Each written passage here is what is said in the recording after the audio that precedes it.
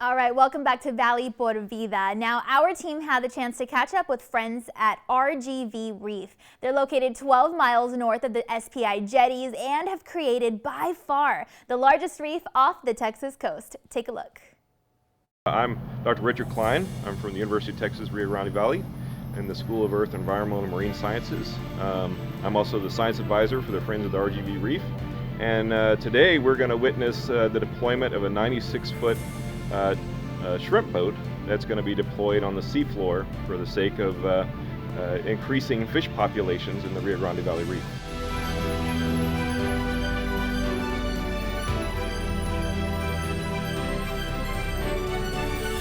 It's taken about 6 months to get this boat cleaned up. It's mainly done by volunteer work. They've had to clean all of the oils, a lot of the wiring, and some of the paint has to come off the boat to actually get it ready to put on the seafloor, because we can't have these items on the seafloor with the fish.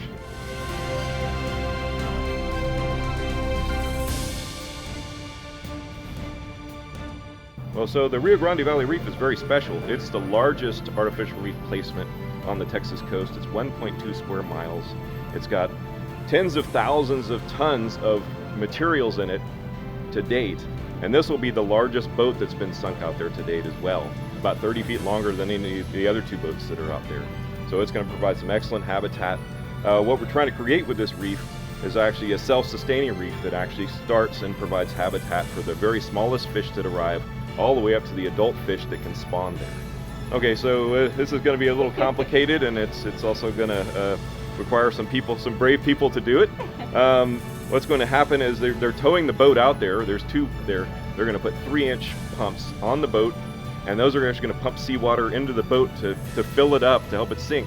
But before it sinks, they've got to get those pumps back off the boat. Certainly, I'd like to thank EMR, Shipbreaking International, who actually donated a lot of time and space to clean up this ship. This boat's actually going to be renamed the EMR Captain Barry as it sinks to the seafloor. Because of that, we've also like to thank Keith Judd, who volunteered a ton of time for cleaning up this vessel. It took about 6 months of volunteer time to actually clean it up before it was ready to deploy on the seafloor for everybody to enjoy once it settles down there and they can actually capture fish off of it. So yeah, this project, this entire RGV Reef project encompasses tons of human hours and donations to get this almost 100,000 tons of material on the seafloor to date. We'd also like to thank very much Dale Shively from Texas Parks and Wildlife Artificial Reef Program, who actually was the one that had to get all the permits and get everything set up to actually establish the RGV Reef, and all the donors and other people that gave time to actually put these materials down and donate the time to actually get the materials on the boat. I think this will be a great reef for decades to come for people, because as I said, we've got habitat for juvenile fish. We place them out with the best science available to actually have habitat for juvenile fish, intermediate fish, and adult fish there to complete their life cycles.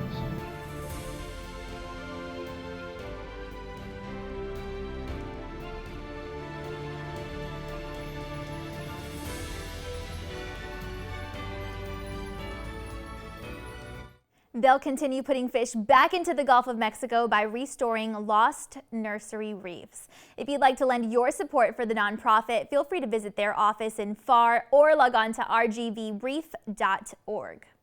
Well, while there's plenty happening throughout the valley, there may be times when you want to see what else is going on in the world. Traveling now can be nerve-wracking, but there is a place ensuring you have the ability to fly to your destinations in a clean and safe environment. Check it out.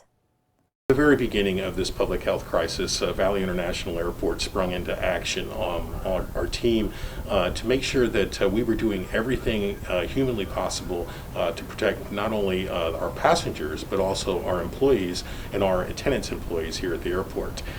We had immediately started a regiment of cleaning throughout the terminal building on all high-touch surface areas, utilizing hospital disinfectant, and that is done on a continued basis throughout the entire day. An aircraft comes in, there's people sitting in the waiting area, and as soon as they get up and get on the aircraft, our team comes in and actually wipes down and disinfects the entire seating area, arms, and anything that they may have touched. So for the next flight, passengers coming in will have a totally clean area.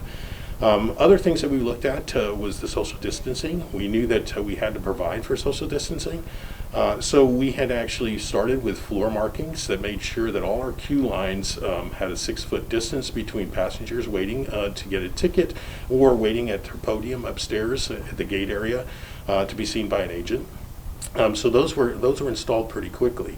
And immediately after that, we knew that once you have that close contact with an employee at the airport, whether it's at the ticket counter, whether it's at the security checkpoint in queue line, or at the podium upstairs, or a food area, or a rental car, that we needed to put barriers, plexiglass barriers, that would protect both the employee and the passenger. So those were installed, and they were very, very well received by the airlines.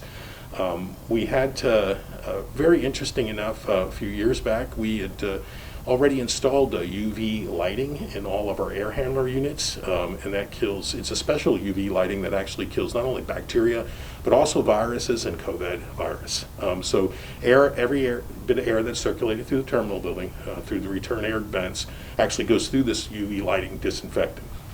So, you know, lots of things we continue to monitor. We work very closely with our airline partners. As our airline partners, we want to make sure that we're doing things and, you know, that assist them, and they're doing things that assist us. So we work very closely with them to ensure that it's seamless. The safety is seamless once you come through the terminal building, get on the plane, go to the next airport.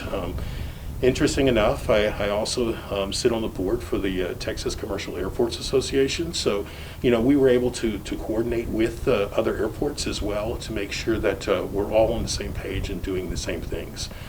So it's been quite a ride, of course, and we want to continue to adapt, you know, as we move forward to make sure if there's any new measures that come out, that we need to get to the passengers and employees and implement, that we're ready to do so. Passengers were worried about traveling before because they had seen terminal buildings that weren't just as clean as they like them to be.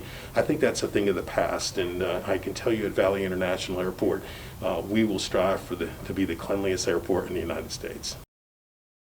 Their team is dedicated to ensuring a safe and clean atmosphere for all passengers. To learn about safe travel, you can go ahead and give them a call or visit flythevalley.com. Well, going to the gym now can also be nerve-wracking, but the trainers at one gym in Raymondville have got you covered so that you can get in a full session in a clean space. Hi, my name is Ubaldo Zamora Jr. I'm the owner of Next Gen Athletics in Raymondville, Texas, which is where we are right now. So here we give strength and conditioning classes to the public, mostly adults, some teenagers, and we also have open gym as well. With the whole COVID situation going on, we have to establish a bunch of rules now. A lot of rules where we may have lost some clients, but it's for the safety of others. So right now we have rules such as the clients have to come in with the mask on, and they have to go to the designated area before they take off the mask. Every station around the gym has sanitizer bottles. We have rules posted all around. Anything that the clients touch, they have to wipe down immediately before they put it back or before somebody else uses it.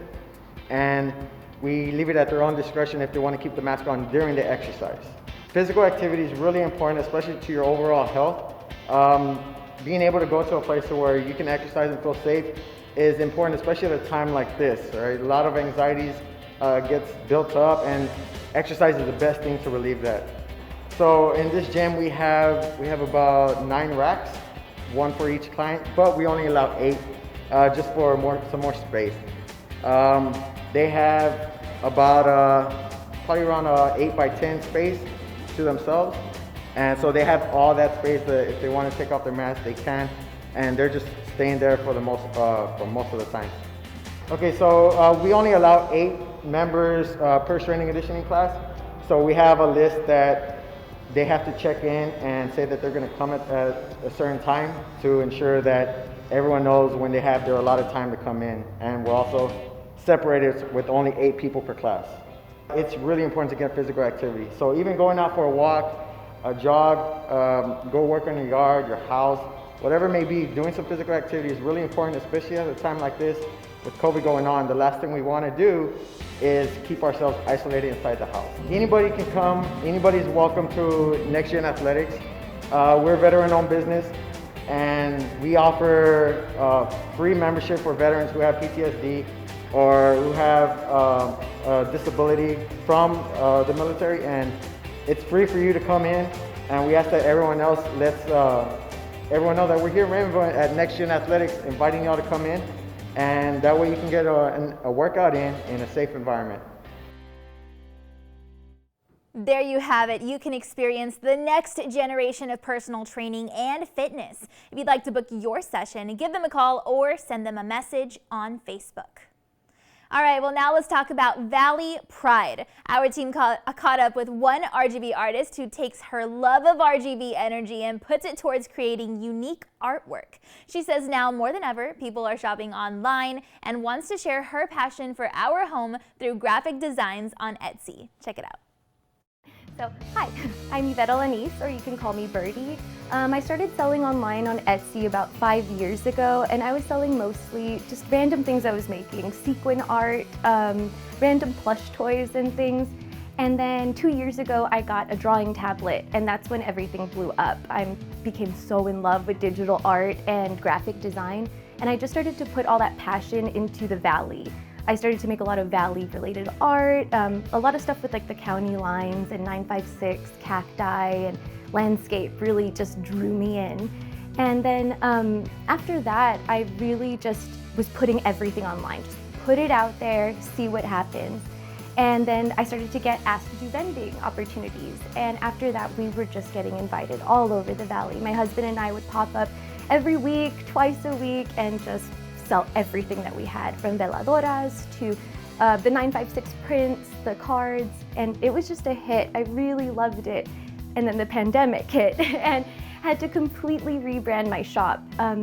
Started doing fiber art, fell into my passion of fiber art, and now I sell, on top of my RGB related art, I do latch hook kits and DIY. So I think my art's really representative of the Valley in a literal way. So I have the county line work, which is, these are the counties, and it has traditional flowers and such. I'm really inspired by traditional tattoos, so I think a lot of that is representative in my art. And then another literal thing is like the 956. We have the Old English with the cactus designs, and I think like throughout that and all of what I'm trying to say is just how much I love the Valley. I have a lot of love for it. Then there's also the inside jokes, the Gucci B. When we would do events, people would be like, Gucci what? Gucci B, okay. And you know, the fanciest grocery store in your area. I really miss that connection of, that's the joke. I thought my family was the only one that said that. No, wait, you too. I miss so much. And then in a more abstract sense, I think that I represent the Valley with my passion, my love for it. It's in essence just puro 956 at the base. I love the Valley so much. So with the pandemic, it's obviously changed everything about how we live, but it's really created an opportunity for online stores and small businesses to create a stake in the holiday gifting zone. So, I mean, there's so many opportunities to get curated gifts and something that really comes from the heart instead of just shopping at the mall and getting a random thing. It's something deeper. And I think that, you know, the pandemic, horrible, but it really did open an opportunity for online shoppers to go in and just seek out something really special for somebody special in their lives. Hi Valley Pura Vida viewers, happy holidays from Bobcat and Birdie. If you like to shop our stuff, we're online at bobcatandbirdie.etsy.com. All right, the 956 is being represented each and every day through local artwork, so be sure to log on and check it out. Well, that's all of our time for today. We want to thank you so much for making us a part of your morning. Be sure to follow our Valley Pura Vida team on social media and join us again next time. We've got the latest on all things happening in your neighborhood with What's Up RGV. All of that and so much more next time on Valley Pura Vida. We'll see you then.